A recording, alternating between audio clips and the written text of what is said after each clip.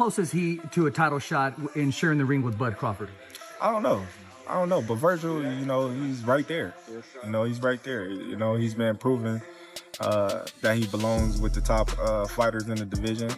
And, who knows? A couple of fights or next fight or whatever the case may be, he might be sharing the ring with Terence Crawford. You never know. Victor, he just beat Canelo, the face of boxing. So that makes Canelo, that makes Crawford the face of boxing at the moment. And he earned the right to fight whoever he want to fight. In Terence, if you come to 154, is there a chance? Was that the conversation you had? Basically, I just said, hey, are you going to defend it? And he said, no, that's my last fight at the... Terence Crawford responded to Vergil Ortiz's call-out by acknowledging him as a talented fighter who's been proving his skills in the ring. Crawford spoke positively about Ortiz's rise, saying the young contender has what it takes to compete among the best. When asked about a potential matchup, Crawford simply hinted that the future remains uncertain. Your message now to Terence Crawford. I'm here whenever. I'm ready to fight whenever. I'm here to fight anybody. Vergil Ortiz called out Terence Crawford, declaring his ambition to face the very best in boxing. He said that challenges like Crawford inspire him to keep improving and proving himself among the elite. Confident in his power and progress at 154 pounds, Ortiz made it clear that he's ready for the biggest names next. I'm here to fight the best. I don't care who it is. It can be Boots next, it can be Spence next, it could be Crawford next, if he's still willing to do it. Because that's a fight that I've been calling for a while. I think that's a great fight to make happen still. And we're just going to keep... Vergil Ortiz spoke with absolute confidence, claiming that even if Terence Crawford was still in his prime, he could beat him. Ortiz explained that he studies every move Crawford makes and deeply respects everything he's accomplished. However, he firmly believes in his own power, speed, and timing. To Ortiz, confidence isn't arrogance, it's a reflection of the hard work he's put in since moving up in weight. Many see his words as bold, given Crawford's dominance across multiple divisions and his status as one of the top pound-for-pound fighters in the world. Yet Ortiz insists that Crawford isn't unbeatable and believes he can exploit openings that others have missed. His statement has sparked debate among fans and experts over whether the young contender can truly match the experience and skill of a proven champion like Crawford. Fighters that you would like to fight coming up? So we got Tim Tszyu, we got Crawford, Spence, or I guess you can say the winner of Spence or Fundora. Charlo's is a good one. Who else we got at 54? You want to fight Terence Crawford right now?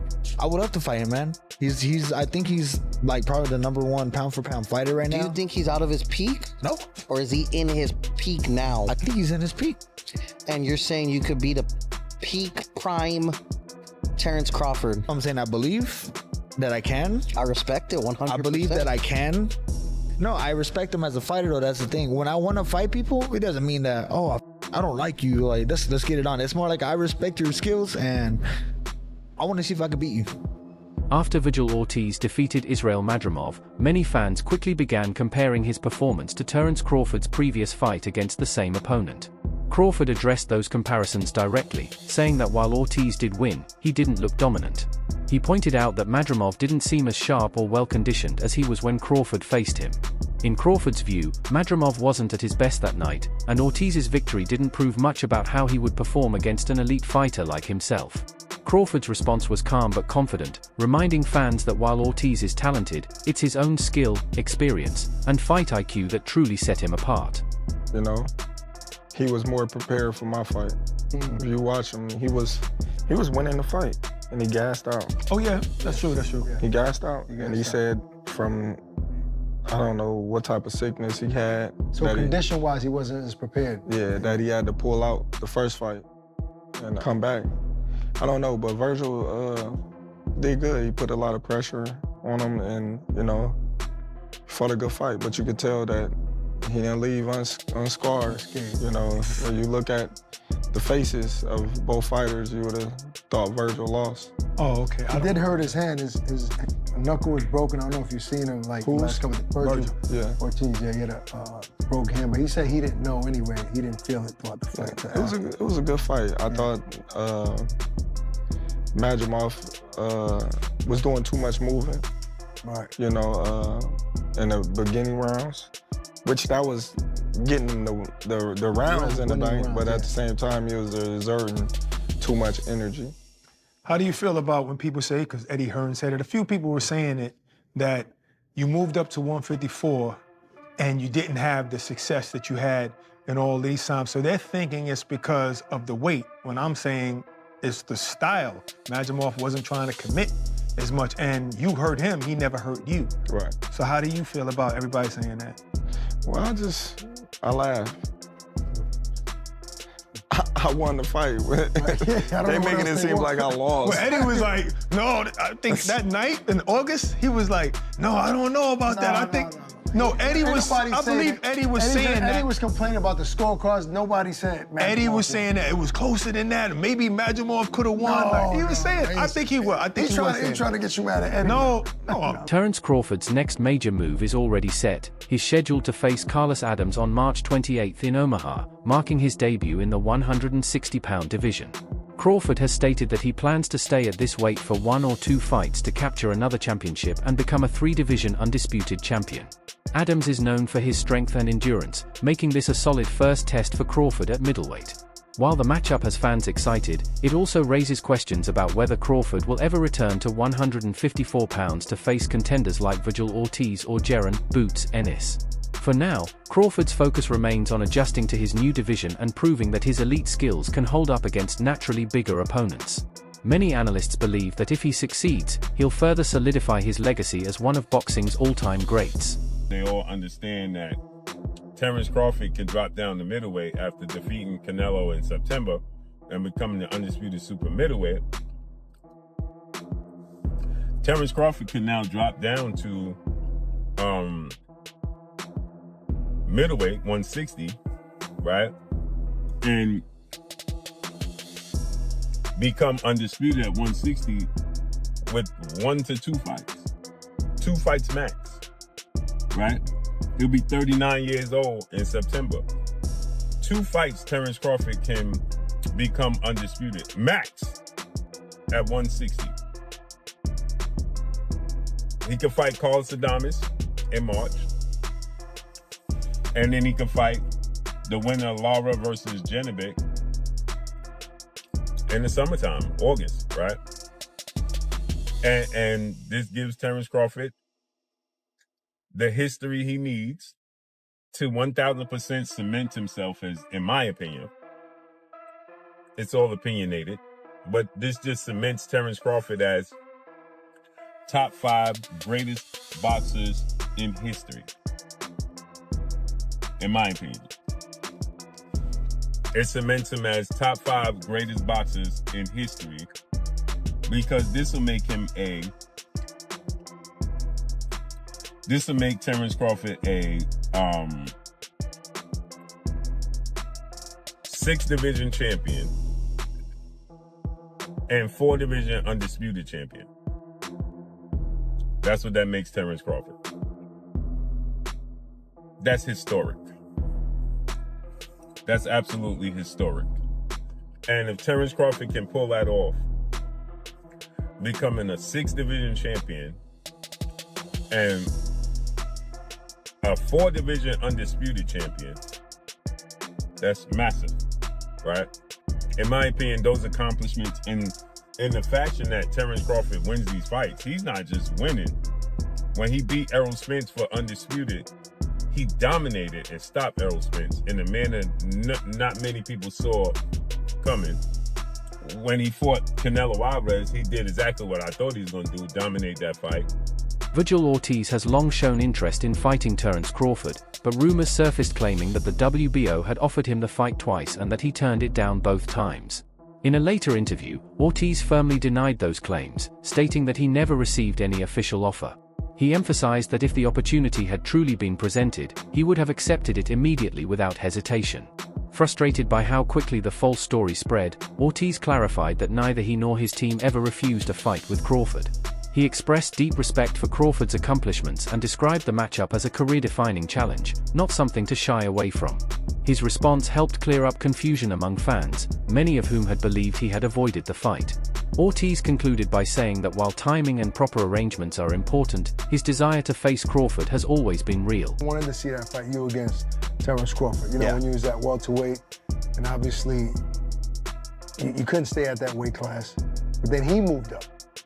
Was there ever a point where the Terence Crawford fight was a reality, like a real offer, like real negotiations going back and forth, or was it never that close?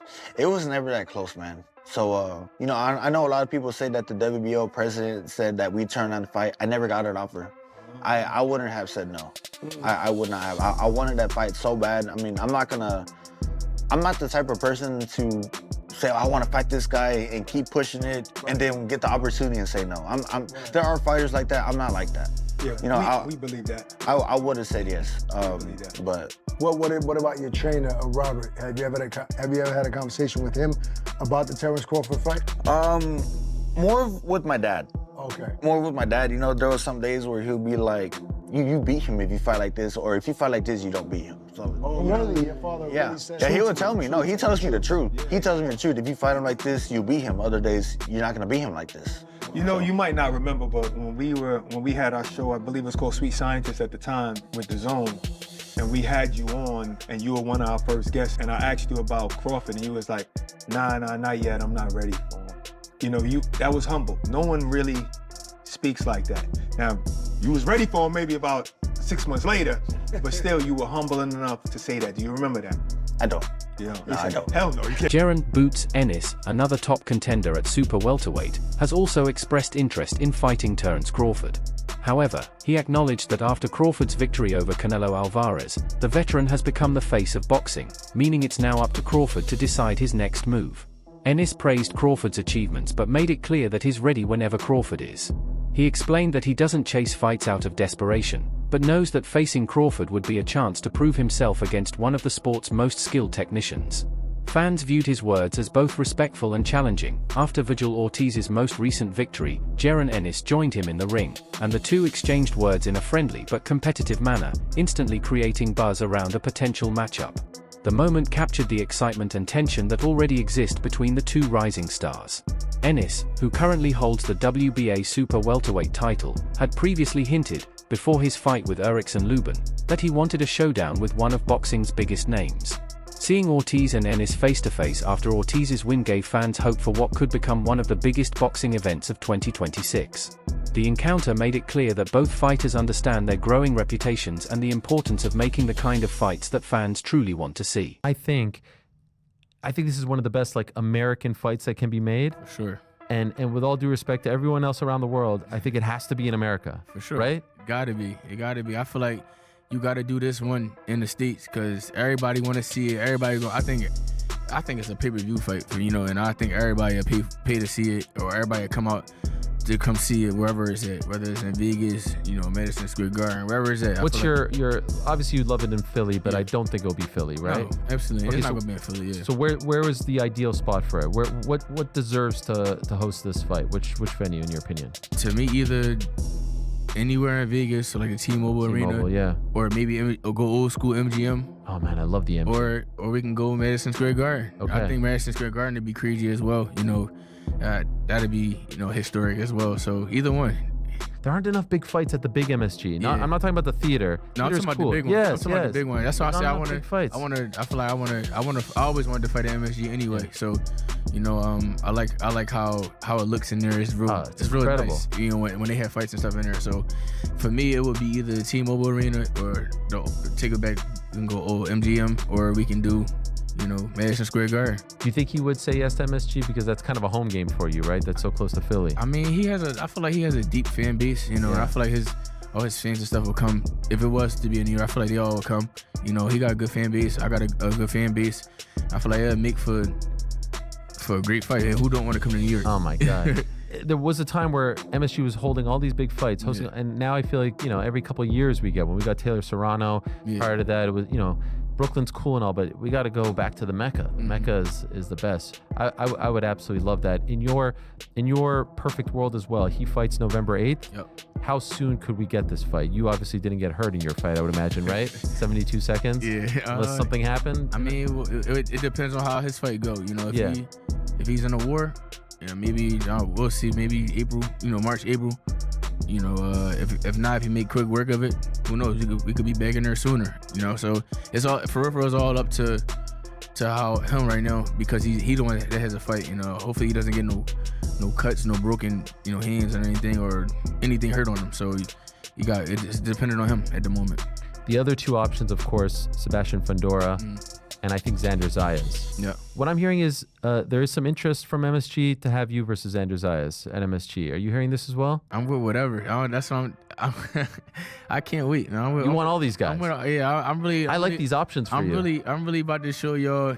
Like I'm about to run through these guys. I'm about to run through these guys and show y'all one by one. Like this 154 really mine, and I'm gonna shut everybody up. I can't wait. I hear the little chatters and all the little talks. What do you hear? What's bothering you? What are people saying? It's just little They're things. questioning you. They questioning, and it's cool, and I love it. They're not doing that, but like adding fuel to the fire. Yeah, and it's gonna make it worse each and every time for whoever stepping in the ring with me.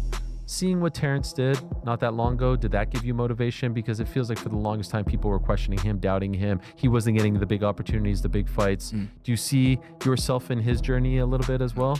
Tim Bradley, the American former professional boxer, voiced his doubts about a potential matchup between Vergil Ortiz and Jaron "Boots" Enis. Bradley suggested that Enis might be hesitant to face Ortiz right now because of the risks involved. He speculated that Enis's team could be waiting for a bigger payday or a more favorable situation before agreeing to the fight. Bradley's comments quickly stirred debate among boxing fans. Some believe Enis would accept the fight immediately, while others agree that it's smarter to let the hype build first. Either way, his remarks added more fuel to an already hot topic, making the growing rivalry between Ortiz and Enis even more intriguing. And then, all of a sudden, you come up, you got that Benz now, you know what I'm saying? Back then they didn't want you, now you hot, they all on you. Yeah. This is one of them situations right here. Well, it's like, oh, back then you didn't want me. Now I'm hot, now you all up on me. Man, did you see Boots, how he jumped up in the ring?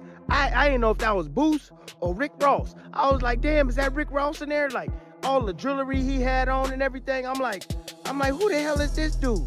Is this the grown-up version of Boots? Because I ain't never seen all them chicken chains all over my man, blinging, blacka, bling, and all up on his chest and everything. I ain't never seen that before.